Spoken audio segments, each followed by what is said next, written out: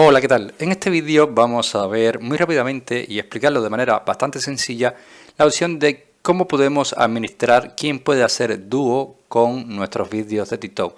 Si no sabes lo que es dúo es cuando alguien coge tu vídeo y pone su vídeo junto al tuyo y la pantalla se divide en dos y puede hacer un dúo con tu vídeo y con el suyo. Por lo tanto, si tú no quieres que otras personas usen tus vídeos para hacer dúo, esto lo podemos modificar y podemos hacerlo dentro de la aplicación. Vamos a entrar directamente a ella, vamos a dirigirnos a perfil. Una vez que estamos dentro del perfil, lo único que tenemos que hacer es un clic sobre estas tres líneas horizontales y nos vamos a ajustes y privacidad. Dentro de privacidad tienes esta opción, la categoría privacidad, y si hacemos un poco de scroll hacia abajo, verás que tienes en el apartado de interacciones la subcategoría llamada dúo.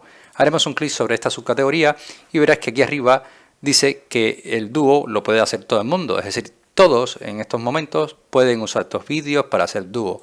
Si nosotros hacemos un clic en ella, verás que ahora tenemos la opción de modificar quién puede usar la función de dúo con tus vídeos.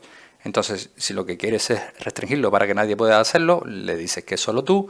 Y si lo que quieres es que tus seguidores sean los que pueden hacer vídeos de este tipo con tus propios vídeos, solo tienes que elegir aquí los seguidores en una lista en la cual ahora mismo yo lo tengo vacío, pero bueno, no pasa nada. Tú puedes elegir si tienes seguidores esta lista que te aparecerá aquí en este apartado, ¿vale?